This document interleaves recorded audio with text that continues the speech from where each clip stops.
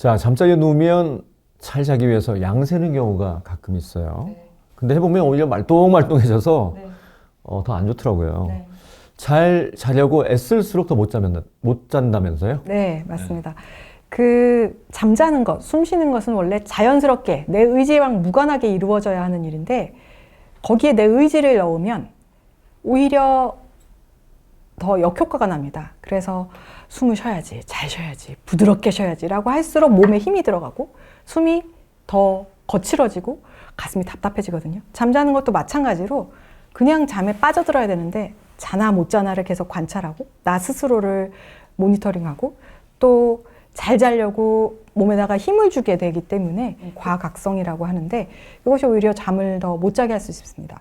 양을 세는 것은 그 기본 취지가 양이 푸른 들판에 뛰어가네, 저기 한 마리 뛰어갔네, 이렇게 이완되면서 내가 스스로 좀 편안해지면서 또 한 마리가 뛰어가네, 풀밭이 아름답네 라고 해야 되는데 양이 한 마리인가 두 마리인가 내가 지금 101마리까지 샜나 103마리까지 샜나를 신경을 쓰기 시작을 하면 못 자게 되는 겁니다. 그래서 기본 취지가 양 세는 것의 기본 취지는 힘 빼는 겁니다. 그리고 그냥 내가 생각할 때 제일 편안한 것 생각하는 것, 좋은 상상하는 것 이런 것이 기본 취지인데 그거를 잘못 사용하시면 양 세다가 밤새입니다. 그래서 그냥 머리를 비우고 편안하게 눕고 싶은데 누우면 그냥 자꾸 뭐가 돌아가요. 막 생각들이. 그러면서 또 말똥말똥해지는 경험들이 있는데 어떻게 머릿속을 비우면 될까요? 그래서 불면증이 오래되신 분들이 꽤 많은 분들이 기본적으로 생각이 많으신 분들이 많습니다. 그 생각을 계속 뭉게뭉게 하는데 낮에 내가 몸이 바쁠 때는 그래도 생각을 덜 하는데 누워서 아무것도 안 하고 있는 동안에는 생각을 더 많이 하게 된다는 분들이 있어요. 그러면 차라리 저는 그럴 때 그런 분들한테 본인한테 즐거운, 재밌는 상상을 하시라고 권합니다. 뭐 예를 들어서 내가 정적인 활동을 좋아하시는 분들한테는 내가 좋아하는 상상을 하시는 거죠. 바닷가에 가서 파도 소리를 들으면서 내가 누워서 파도 소리를 상상하는 거죠. 그래서 혹은 뭐 숲속에서 대나무 숲에서 바람 부는 소리를 듣고 있다고 상상을 하시는 거죠. 내지는 활동적인 걸 좋아하시는 분들은 내가 여행 가서 그 여행 장소에서 좋은 곳을 봤던 것, 무슨 베네치아에 가서 산마르코 광장에 가서 즐거웠다든가 그런 생각을 하면서 나 스스로가 못 자는 것에 대해서 신경을 덜 쓰게, 나 왜 오늘 또 못 자지? 내가 지금 자나 안 자나? 잠에 들어가나 안 들어가나에 대해서 그쪽의 생각을 뺄 수 있는 차라리 다른 생각을 하시라고 권합니다. 그렇군요. 근데 이제 밤만 되면 오늘은 또 못 자면 어떡하나. 제가 그런데 두려움이 앞서요. 밤이 무서워요, 정말. 그래서 저 같은 경우는 가끔 그 순간을 모면하려고 술 한 잔 마시고 잠자리에 드는 경우도 있거든요. 그러면 얼핏 잠은 드니까. 예. 근데 술은요, 잠이 시작은 되지만 시작하는 데는 분명히 도움을 줄 수 있는데 게다가 이렇게 이완 효과도 있어서 문제는 술이 들어가면은 몇 가지 문제가 첫 번째는 잠을 얕게 자게 만들고요. 두 번째는 잠을 조각을 내고요. 그리고 세 번째는 이뇨 효과가 있어서 화장실을 더 가게 만듭니다. 이런 이유로 술을 먹고 자는 것은 잠의 시작만 돕지 딴 거는 도울 수가 없고요. 그럼 나 시작만 문제니까 그러면 난 시작만 문제인 사람은 술을 먹고 자도 되지 않나? 라고 생각하시는데 술이 사실은 수면제만큼이나 저 개인의 경험으로는 수면제보다 더 내성이 잘 생깁니다. 즉 효과가 떨어지는군요. 그렇죠. 계속 마시게 되면. 오늘은 한 잔 먹고 잘 수 있는데 내년에는 두 잔을 먹어도 잠이 안 오는 상황이 생길 수 있는 거죠. 그 술이 세진다는 말은 괜히 있는 게 아니잖아요. 그래서 술로 잘 수 있는 날이 이제 점점 더 줄어들게 된다는 것. 그 다음에 마지막으로 아시겠지만 술은 우울증이나 불안증을 일으킬 수 있는 물질이 됩니다. 그러니까 그 가라앉히는 약이죠. 네. 업시키는 약이 아니고 기본적으로 가라앉히는 약. 그러니까 졸린 건데. 맞습니다. 그래서 술이 가져오는 단기적인 효과에 비해서 여러 가지 의미에서 장기적으로 더 불면증에는 해로워서 저는 절대로 권하지 않습니다. 그래서 그 순간을 모면하려고도 하지만 너무 두려우니까 또 욕심도 생겨요. 잘 자야겠다. 라는 욕심을 버리기가 참 어렵더라고요. 머리로는 알겠는데 못 자면 내일 너무 피곤할 것 같고 할 일도 많은데 어떻게 극복해야 되나요? 그래서 불면증 치료를 할 때 초반에 혹은 불면증에 대한 습관을 고치고 불면증에 대한 원인적인 치료를 할 때 초반에는 일시적으로 수면제를 쓰게 됩니다. 네, 약을 통해서 약간 도움을 드리는 거군요. 그 두려움이 크신 분일수록 그 두려움을 해결하는 수면제나 두려움을 해결하는 안정제, 그러니까 항불안제를 말씀드리는 건데 그런 약을 일시적으로 씁니다. 그런데 일시적으로라는 단어를 계속 쓰는 이유는요. 그 두려움은 없애줄 수는 있지만 불면증 자체를 고쳐주는 약은 아니거든요. 세상에 그런 약은 없기 때문에 불면증과 관련된 나의 원인들, 그게 제가 말씀드리는 걱정일 수도 있고 잘못된 수면 습관, 스케줄 이런 습관들을 고치는 것과 동시에 약을 써야 이 약에 대한 효과를 누릴 수 있지 약을 계속 쓴다고 불면증이 계속 해결되는 건 아니지만 어쨌든 초반에는 그 두려움을 없애기 위해서 약을 같이 병용하기도 합니다. 그렇군요. 자, 또 불면증 치료 원칙 중에 하나가 제일 중요한 것 중에 하나가 일어나는 시간을 일정하게 유지해라. 네. 잘 못 잤더라도 벌떡 일어나라. 네. 일정한 시간에. 네네.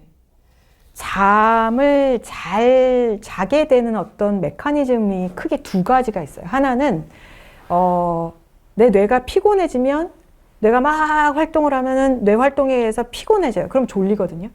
나이가 들수록 점점 그 피곤해지는 게 조금만 활동을 해도 그런 편인데 이런 메커니즘이 하나가 있고 또 다른 하나가 일주기 리듬이라고 부르는 일주기 리듬이라는 게 있어요. 그 일주기 리듬이라는 건 동물이면 다 있는 건데 식물도 있죠. 식물도 있는데 이 리듬에 따라서 잠을 잘 자고 못 자고가 이제 정해지는데 리듬이 깨지면 점점 더 못 자게 되는 거거든요. 멜라토닌 분비가 잘 안 되는 것도 결국에는 리듬을 깨지게 하는 것이고 이런 의미에서 리듬을 잘 맞추려면 같은 시간에 일어나고 같은 시간에 자야 리듬이 맞아요. 우리 몸의 생체 시계가 언제 일어나고 언제 자는지가 맨날 바뀌면 시계가 망가지거든요. 그런 의미에서 잘 잤든 못 잤든 오늘 일어나기로 한 시간에 맨날 일어나야 되는데 많은 분들이 주무시는 시간은 지키려고 하는데 일어나는 시간은 안 지키려고 하거나 주무시는 시간, 일어나는 시간 다 마음대로 하면서 잘 자길 바라시는데 그건 의사도 고치기 어렵습니다. 같은 시간에 일어나시고 같은 시간에 주무시려고 하셔야 되는데 같은 시간에 일어나는 게 주무시는 시간보다 더 중요합니다. 그래서 햇볕 쬐라. 이런 얘기도 하시더라고요. 네. 또 중요한 원칙 중에 하나가 불면증 치료에 네. 졸릴 때만 자리에 누워라. 네. 이런 얘기도 하시더라고요. 네. 제가 앞편에서 말씀을 드렸던 건데 잠이라는 것이 조건 반사처럼 일어나게 하려면 졸릴 때만 누워야만 잠이 오는 겁니다. 파블로프의 개가 침을 흘리게 돼서 그 다음부터 평생 죽을 때까지 종소리만 들으면 침을 흘리고 살다가 죽었느냐? 그렇지 않거든요. 그 조건 반사 다음에는 소거 반사가 없어지는 게 있어요. 종치고 밥 안 주고 종치고 밥 안 주고 종치고 밥 안 주다 보면 종소리를 들어도 이제 밥이 안 나오는구나. 그리고 침이 안 나오는 게 이제 이 실험의 끝인데 마찬가지로 졸리면 안 누워 있고 졸릴 때만 눕고 잠이 들 때만 눕고 잠자리에선 잠만 자고 졸리지 않으면 잠자리에서 나오고를 반복하다 보면 반응이 소거돼서 다시 잠이 잘 오게 되도록 만들 수 있습니다. 그런 어떤 잠이 안 오는 것에 대한 조건 반사를 소거하기 위해서 졸릴 때만 누우시라고 권합니다. 그럼 내가 항상 11시에 잠자리 보통 들었는데 안 졸려. 네. 말똥말똥해요. 네, 잠자리에서 나와야죠. 들어가면 안 되는군요. 네. 또 중요한 원칙 중에 하나가 네. 침대 또는 잠자리에 누워있는 시간을 최소한으로 줄여라. 수면 효율 이런 얘기도 해요. 네. 네, 그것도 설명해 주시죠. 그 최소한으로 줄이라는 거는 일시적인 겁니다. 많은 분들이 되게 오해하시고 부들부들 떨면서 이 치료를 날 보고 평생 하라는 건가 그러시는데요. 그게 아니고 이제 불면증을 치료하는데 제일 효과적인 치료 방법이 전 세계에서 모든 수면학자들이 인정하는 치료법이 이제 불면증 인지행동 치료. 불면증 인지행동 치료를 할 때 일시적으로 잠을 확 줄여요.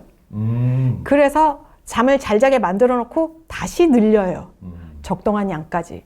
그래서 일시적으로 확 줄이는 거를 하는데 그걸 얼마나 어떻게 줄이는지를 의사와 환자가 대화를 할 때 이제 수면 효율이란 단어가 나오거든요. 수면 효율이란 단어는 내가 누워 있었던 시간 분의 잔 시간이고 내가 10시간을 누워 있었는데 5시간만 잤다. 50%네요. 그렇죠. 네. 그래서 10시간을 누워 있었는데 10시간을 잤다. 그러면 100%. 네. 그래서 이거를 의사소통하기 위해서 수면 효율을 올리자라고 의사소통을 하는 겁니다.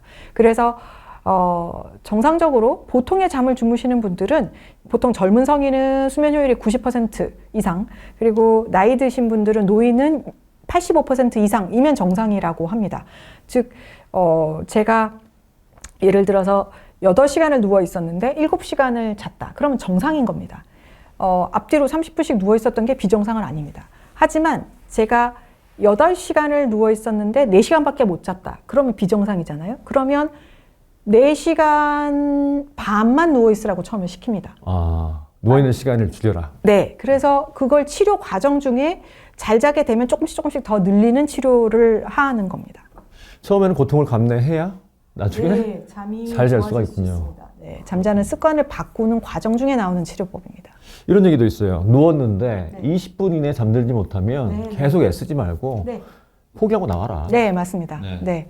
그게 앞서서 말씀드린 이제 수면을 제한하는 것, 혹은 이제 그 조건 반사를 다시 소거하는 것과 이제 같은 취지인데, 자려고 애쓰다가 신경질 나 본 적 있으시죠? 아, 뭐, 네.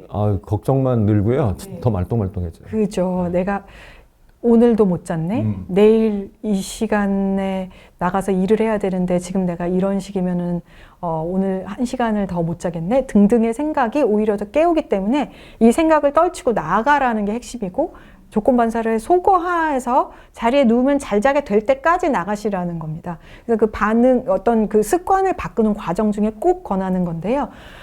그럼 거실로 나와서 뭐 해야 돼요? 네, 그것까지 합해서 많은 환자분들이 제일 어려워하는 게, 자다가 깼을 때 잠이 안 오면 나오라는 거고, 나온 다음에 뭐 하냐.